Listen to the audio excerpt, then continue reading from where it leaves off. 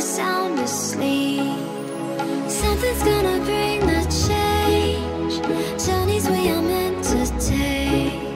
Something at the edge of space, calling us to fly away. Don't you be afraid, everything will change. You and I, jumping off the edge. They say dreamers never die. So come and fly, come and fly, come and fly away with me.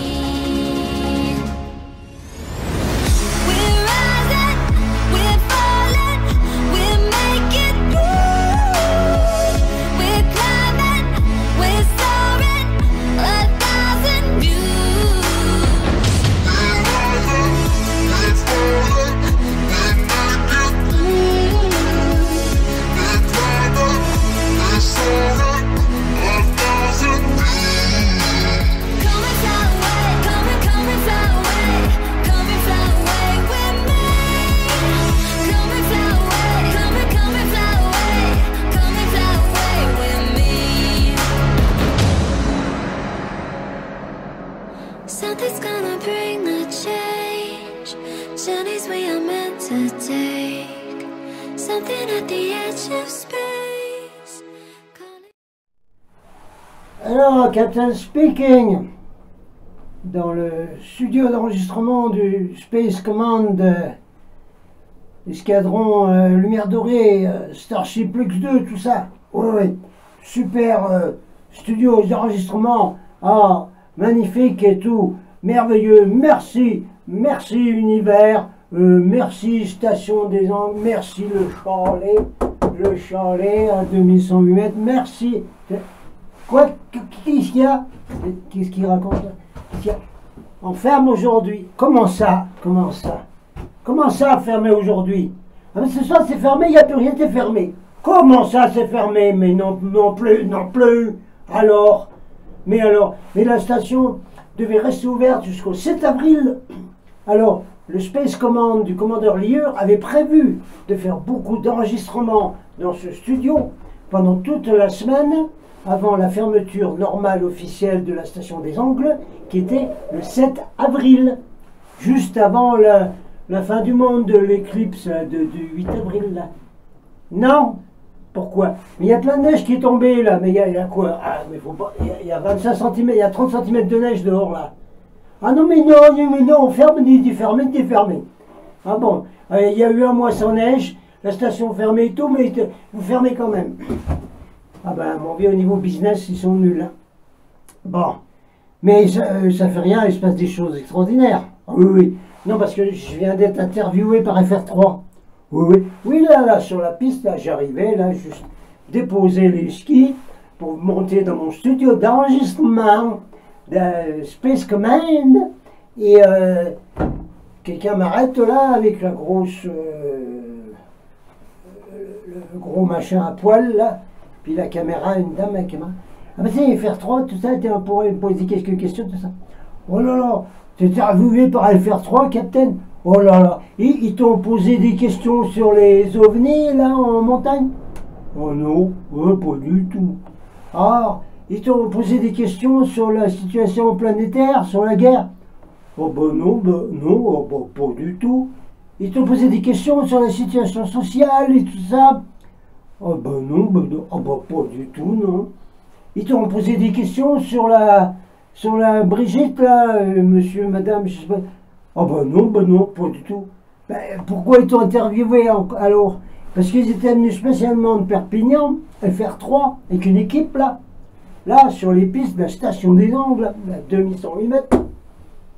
Et la question était, quelle était la situation de la neige au moment de la fermeture de la station? Quoi? Ils sont payés, ils font un déplacement ici, pour interviewer des gens comme Bibi Mézig.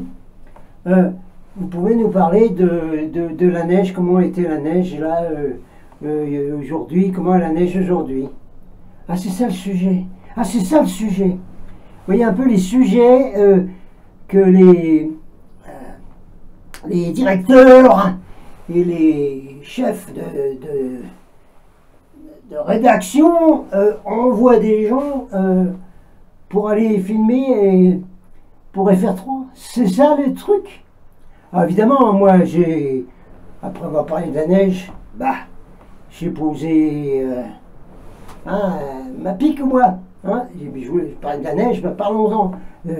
Voilà, il n'y a pas eu trop de neige quand même dans la saison, parce que c'est causé par les épandages aériens avec des produits chimiques qui empêchent les nuages de faire de la précipitation. Et du coup, il n'y a pas de neige pour les stations. Voilà, c'est à cause de ça. Hein? Et le gars m'a dit, ah oui, non, mais c'est pas le sujet. Quoi. Alors je dis, vous passerez pas à ça. Ah non, on passera pas à ça. Ah bon, parce que c'est pas le sujet. Ah, c'est pas le sujet. La neige qui est moindre, qui s'amenuise, comme au Kilimanjaro, oui, c'est ça, qui s'amenuise à cause des épandages de géoengineering, c'est pas le sujet. Ah non, non, c'est pas le sujet. Le sujet, c'est la neige aujourd'hui, comment vous trouvez la neige? Bon, écoute, salut FR3, les gars. Bon, ils avaient l'air gentils, je leur ai dit, si jamais on revient à Perpignan, qu'il y a des mouvements sociaux, on se reverra. Mais là, c'était pas le sujet. L'important du jour, sujet, c'était comment j'avais trouvé la neige à la station des Angles en ce jour de fermeture du jour des poissons du 1er avril. Et voilà ce que j'ai dit moi. Non mais mordez la neige, plein de neige à la station des Angles, les sapins couverts de neige, les arbres couverts de neige, les pistes couvertes de neige, et tout ça. Ah mais ils ferment quand même. Ah ben non mais on ferme. C'est n'importe quoi ça. Mais regardez ça, il y a plein de neige. Mais regardez la neige. Bravo, hein. Alors là, vous n'êtes pas bon là aujourd'hui là. Parce que là, de fermer alors qu'il y a plein de neige. Alors, suivant les conseils de quelqu'un de la chaîne, pas dit qu'un 8.6 c'était pas bonne. Ah ben on va prendre ça. Ah ben ça c'est mieux. D'abord ça. Oh ça c'est belge une fois, mais c'est grandement bien meilleur parce que ça c'est belge. Ah mais dites voir monsieur, madame, mais nous autres, on a de la vraie bonne bière naturelle, tout ça. Ah oui ben d'accord. Bon ben il n'y a plus qu'à rentrer au studio, qu'est-ce que je vous dise moi. FR3 ou pas FR3, on rentre au studio, voilà le travail.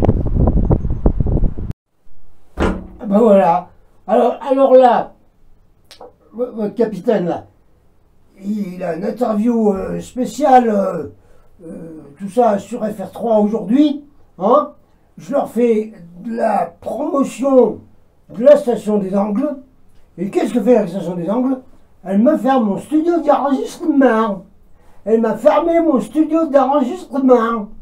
Mais qu'est-ce que c'est ça? Mais on marche sur la tête hein, sur cette planète. Hein. Et partout. Voilà ce que j'ai dit moi. C'est curieux comme il fait ça. Bon, alors, voyons, comme ils disent dans le Gers. Et voyons, on va voir si, tiens, j'ai amené les filtres infrarouges. On va mettre un 720. Parce que, ici même, je suis présentement là. Oui, depuis cet endroit, présentement là, juste là. Une fois, j'ai emmené ici quelqu'un de la chaîne Golden Starseed Report qui a pris des photos ici avec un bon petit appareil digital, je ne sais plus ce que c'était, et en mettant donc le filtrum là, infrarouge, et il a obtenu un grand vaisseau ici, le vaisseau Victor II de Valdinator, la vénusienne. Là, qui était là en suspension, antigravitation, au-dessus des pistes de la station des Angles, dont nous ne ferons plus la promotion. Ici, et le vaisseau était énormus, comme celui de 300 mètres de diamètre, la taille d'un porte-avions, photographié avec quelqu'un d'autre de mon team. Il y a des gens qui me demandent toujours, oui mais capitaine, parce que tu peux pas nous photographier les vaisseaux spatiaux, puis tu peux pas nous photographier les gens de l'espace. Oui, c'est plus compliqué les gens de l'espace. Hein. Les vaisseaux, ça peut encore se photographier. mais les gens de l'espace eux-mêmes, c'est pas facile du tout. Vous le dis comme ça. Bon, ben, si tu veux, il ferme la station, il ferme mon studio d'enregistrement, voilà. Si tu veux que Boniface, alors on a été utiliser le Charlet, les services du Charlet, on a fait chauffer de l'eau, oh oui, oui, et puis là on a ça là, qu'est-ce que c'est ça? Double choc mocha. Ça c'est les restos du cœur ça. Merci Coluche. C'était un vrai, hein. Oui, oui. Oh, pourquoi on l'a plus? Hein. Oh, oui, oui. Voilà. Moi j'ai fait chauffer de l'eau dans les services du Charlet là. Et puis bon, j'ai emmené mon petit sachet des restos du cœur, s'il vous plaît. Voilà, s'il vous plaît. S'il vous plaît. Non plus. Hein Coluche? Non plus. Oui, voilà. Et puis on va boire nos petits cafés. Bon, faites pas attention au pot, hein. Qu'est-ce que tu veux que je te dise? C'est un... Ah mince, t'as rien amené pour remuer. Oh là là là là. Ah non, mais c'est pas la joie, là. Si, on est à 2108 mètres, on fait des globules et tout, mais... Ah, j'ai oublié des trucs pour remuer le café. Oh là là. C'est pas grave. On y fait comme on peut. Et voilà. Et voilà. Hein, il faut se débrouiller dans la vie. Voilà. Il faut survivre. On est des survivants. Des survivalistes. C'est quoi ça, monsieur Cabar? Survivaliste? Ben, c'est les survivants, les survivalistes. C'est tout. Voilà. Bon, ben, tant pis, hein, le verre, il n'y a rien d'autre, mais bon, on s'en fout. C'est pas grave. On a notre café. Bon, alors ensuite, on va sûrement faire un petit rapport de la station de commande du commandeur Liur qui se trouve sur le Starship Lux 2. Pas. Et puis on va faire un petit mix là, un petit rapport du commandeur. Voilà, alors rapport du commandeur. Ah, le titre, rapport commandeur Liur, Starship Lux 2. Ouais, ça va, on a trouvé le titre de la vidéo là. Oui. Bon allez, hein. Oh ben il fait vachement bon, hein. C'est incroyable hein, ce qu'il fait faire bon. C'est dingue. Oui. Mais bon, on n'en cause plus, tant pis, on oublie cette station qui ferme. Bon alors, la Ready Room du commandeur Liur, je ne sais pas ce que c'est qu'une Ready Room. Vous regardez s'il vous plaît les épisodes de Star Trek avec le Captain Jean-Luc Picard, qui a toujours sa Ready Room. C'est-à-dire Ready Room, c'est une espèce de pièce d'accueil, de décision et tout ça qui se trouve près du bridge, c'est-à-dire de la passerelle du vaisseau, du grand vaisseau. Et c'est la Ready Room du capitaine, où il reçoit les gens, où éventuellement il discute, il amène ses officiers. Bon alors, briefing, qu'allons-nous faire maintenant dans ce système, etc. Alors, Ready Room. Alors, on m'a posé une question sur Substack, où tout le monde doit aller sur Substack.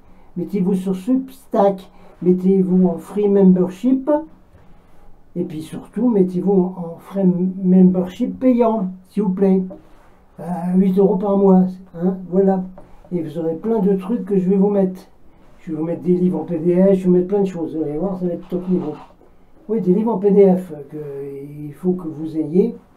Et spécialement cadeau pour ceux qui sont donc membership sur Substack. Donc sur Substack, on me demande, Captain, tu pourrais pas nous donner des explications sur l'affaire de Ashtar, parce qu'il y a eu beaucoup de discussions, de communication, on ne sait pas trop qui est Ashtar, parce qu'il y a plein d'Ashtar partout, alors qui c'est le vrai, etc.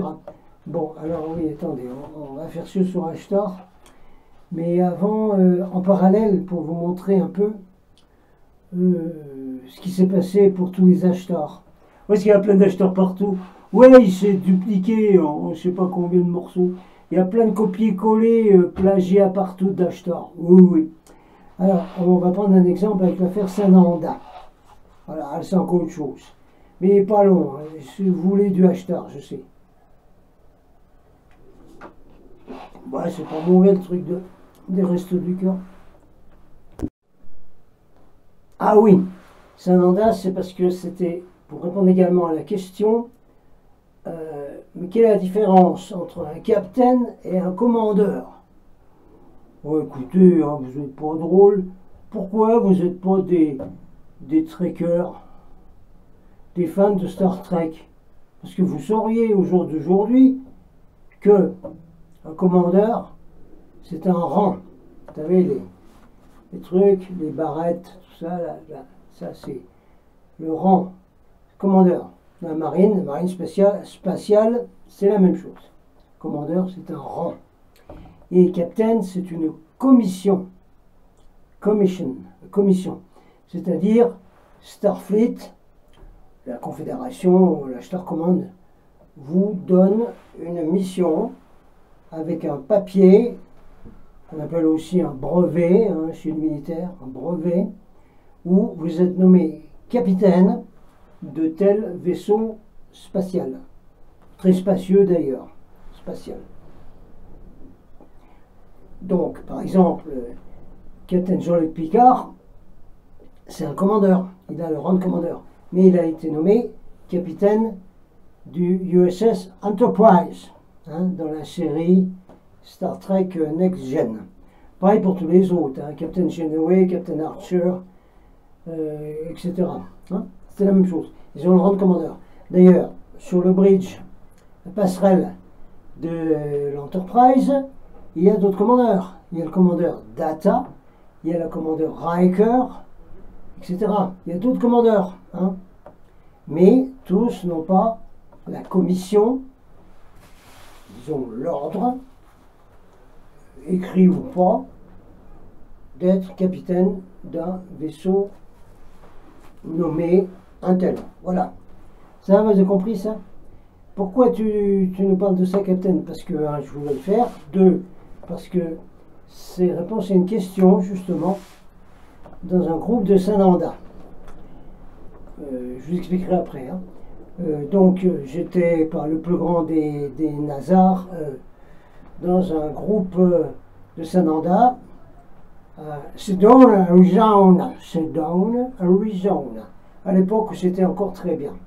Où il y avait des gens de la flotte chez qui on allait, qui nous faisaient un buffet et qui nous donnaient des informations sur le Jupiter Command, etc. Mais tout ça a fumé complet quand Sedona est devenu du New Age Business.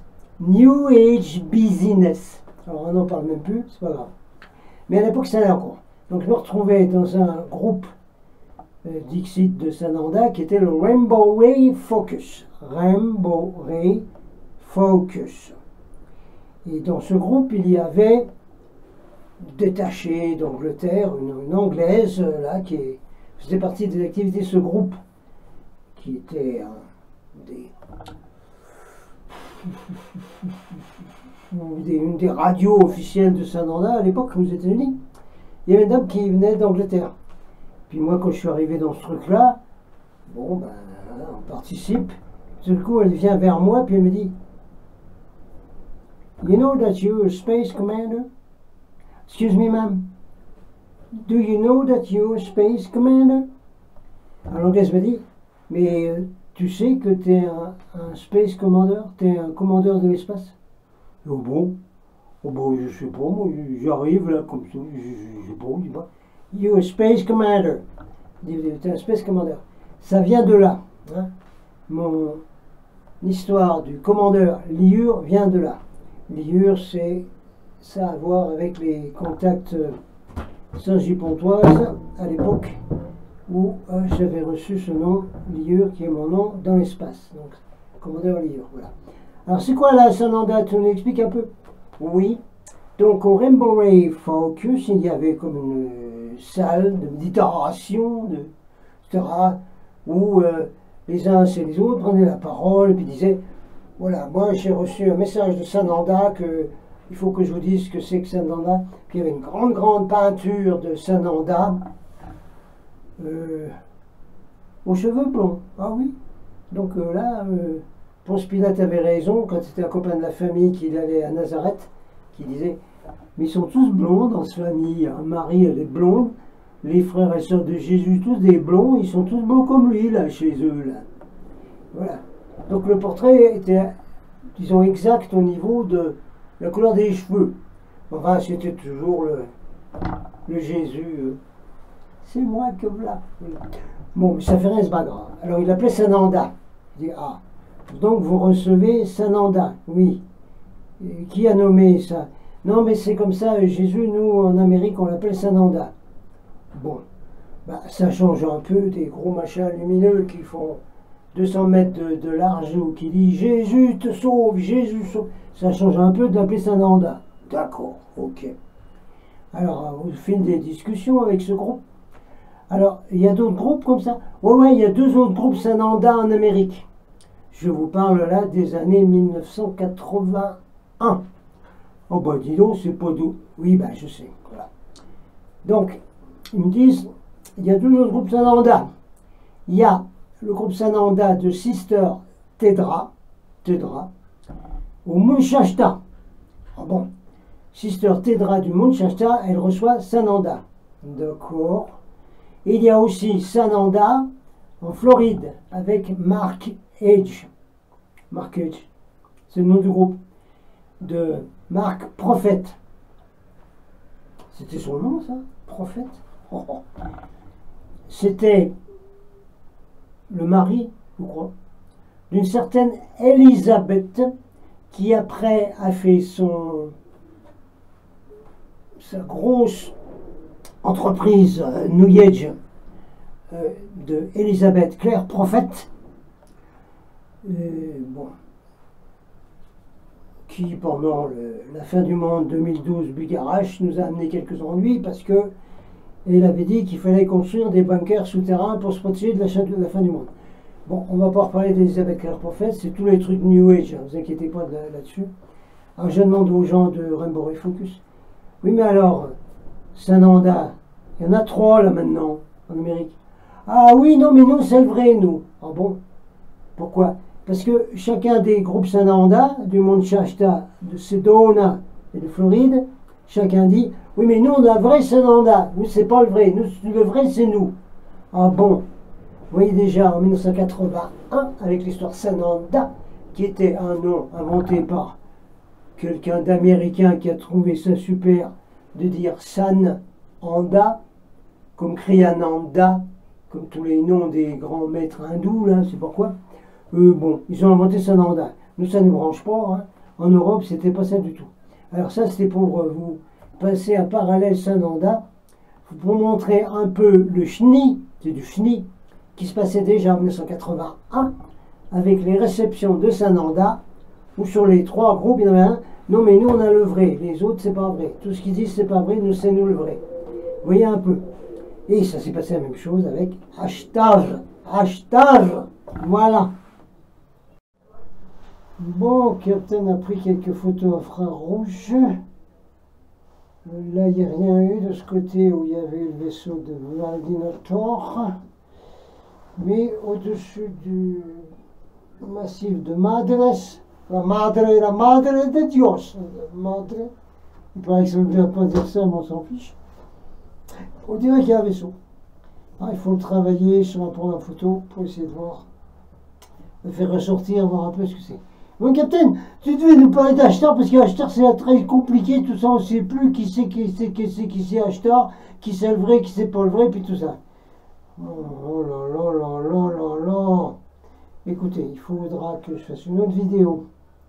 J'ai déjà fait des vidéos d'Ashtar hein, dans la chaîne GSR, hein, Golden Sunset Report, et vous retrouvez toutes les vidéos sur Odyssée. Hein. Là, Odyssée, là, toutes les vidéos. Vous y allez. Des pouces.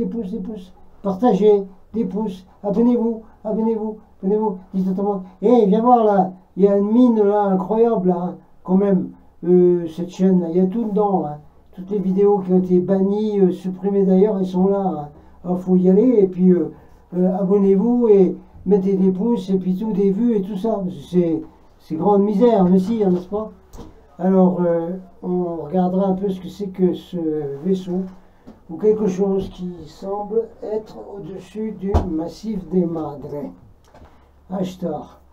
Bon, il faudra que je vous donne donc ailleurs des citations des groupes, des vrais groupes d'Ashtar, tout à fait du début, à savoir le groupe de Van Tassel, de George Van Tassel, que je suis allé voir. On m'a donné des documents par sa veuve, etc., qui m'a dit qu'il était mort dans des circonstances anormales, suspectes, tout comme Georges Adamski. Enfin, elle m'a donné des documents.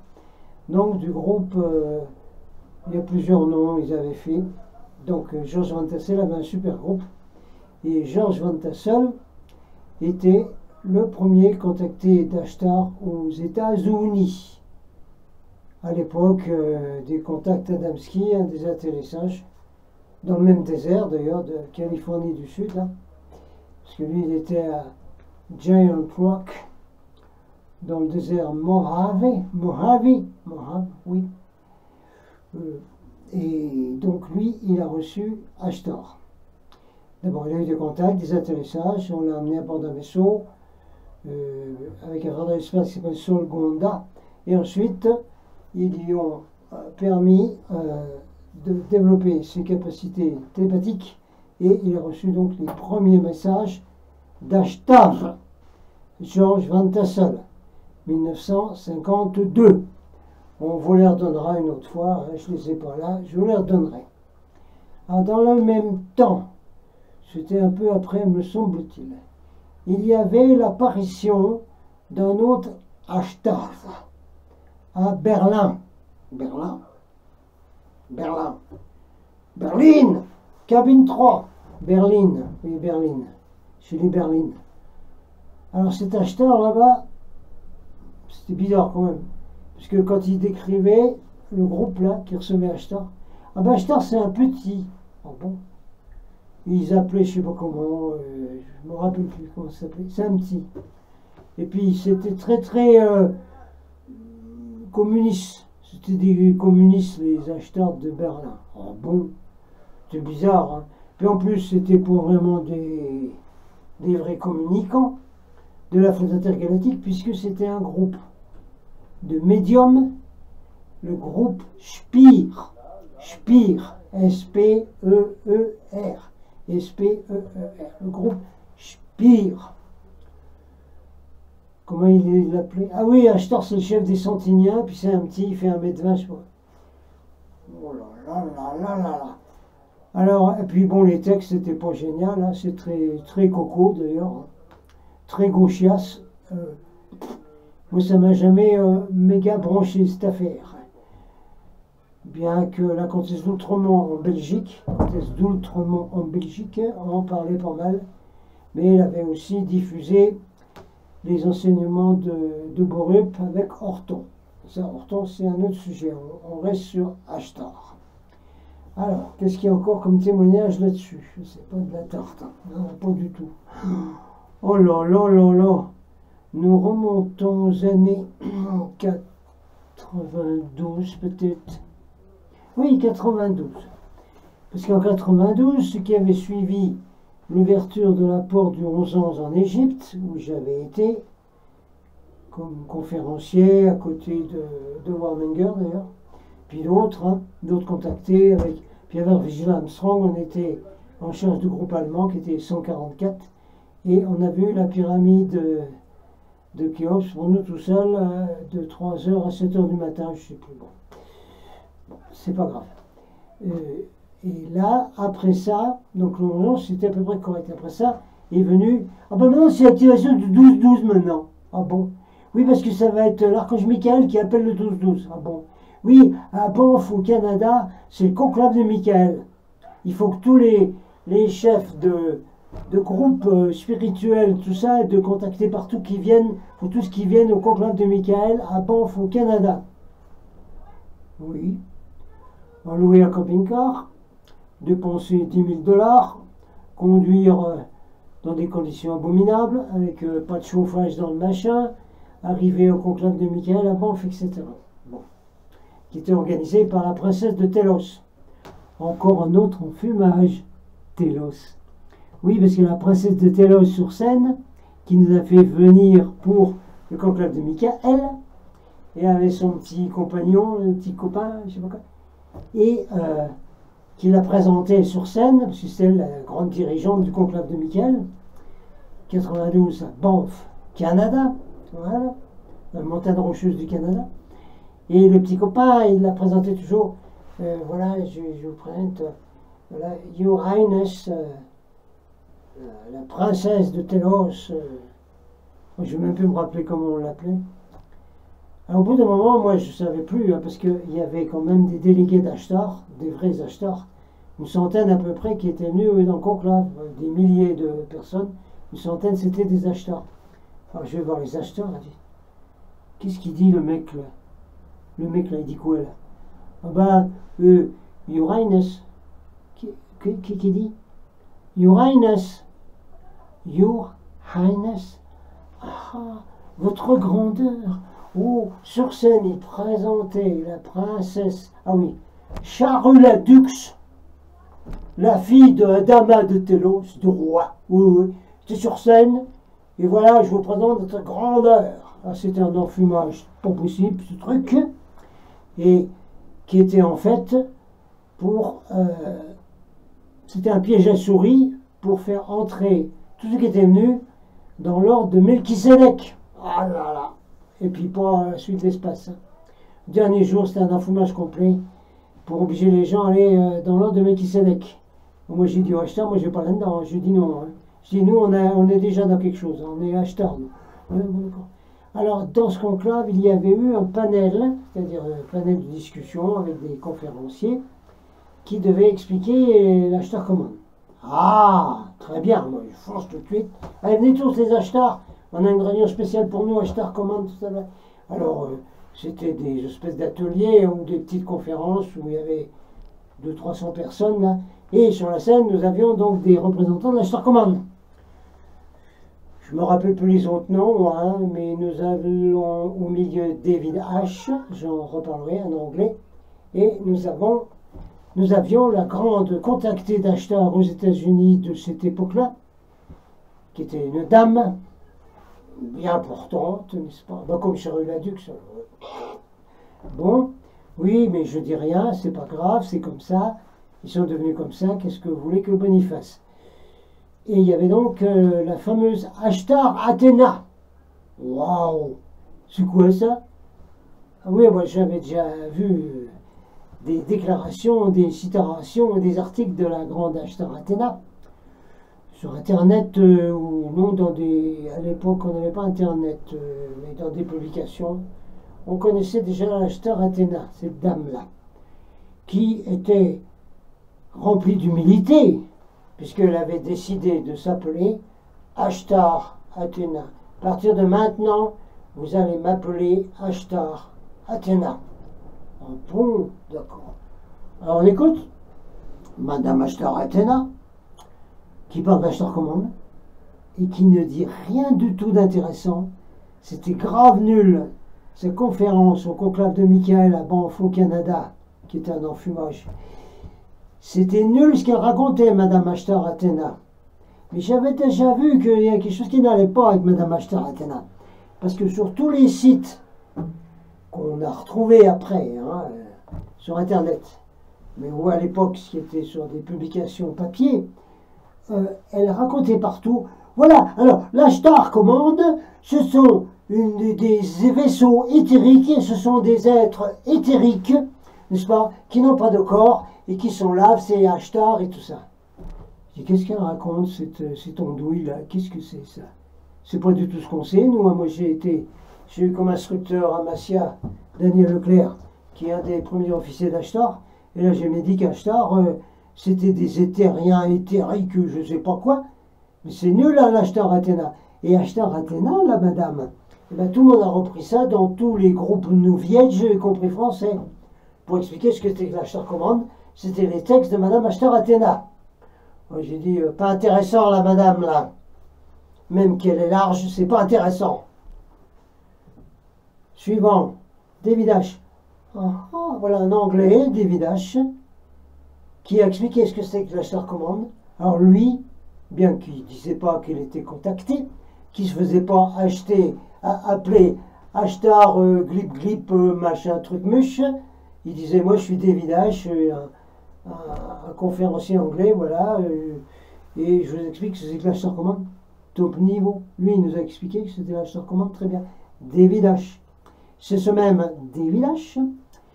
qui a eu quelque temps après, dans les années, pas long, à la même époque ou un peu après, qui a reçu le fameux message d'Hermès sur l'implant des gris qui sera dans tout le monde et qui un jour amènera les gens qui sont devenus des zombies pour être emmenés, pour monter à bord des vaisseaux des gris.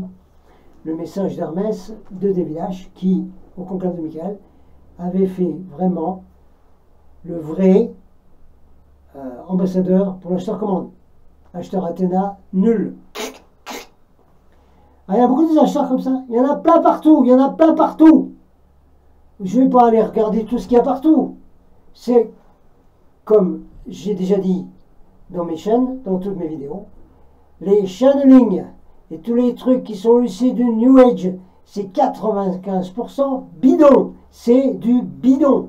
Donc tout ce qui a été dit sur Ashtar, mis partout depuis 20-30 ans, c'est du bidon. Sauf quand ça vient de vrais contactés, comme George Van Tassel, comme George Adamski, qu'il a rencontré, qui a eu une réunion avec lui dans le vaisseau amiral, mais qui n'a jamais dit son nom, comme il s'appelait Ashtar. Mais sa description, c'est pile poil Ashtar. Et c'est Ashtar qui a une apparence de 40 ans. Rien à voir avec les acheteurs qu'on met partout, là. Oh ben il est beau, regardez, il est tout jeune, tout beau, là. C'est un beau blond, c'est un beau brun, tout ça, c'est Ashtar. Bidon, bidon, bidon. Ça va comme ça? Vous arrêtez de passer toutes ces conneries d'Ashtar, là. Ça vaut rien du tout. Oh, le dernier, là. Oh, le dernier. Mettez un portrait d'Ashtar. Ah bah oui, c'est le beau blanc, mais c'est là, moi aussi. Je suis Ashtar. Et puis alors, un channeling, mais nul, au bout d'une minute, ouais, ça me fait mal au ventre, j'ai envie de... Oh là là. Stop! Qu'est-ce qu'il y a d'autre au niveau de tous les acheteurs? Bon, il y en a tellement. Il y en a tellement qui ont fait du copier-coller, du bidon d'Ashtar. Robert Short, Bob Short, oui, une fois j'étais à Albuquerque avec lui, il donnait des petites conférences et puis des petites sessions de channeling. Il était en transe. Il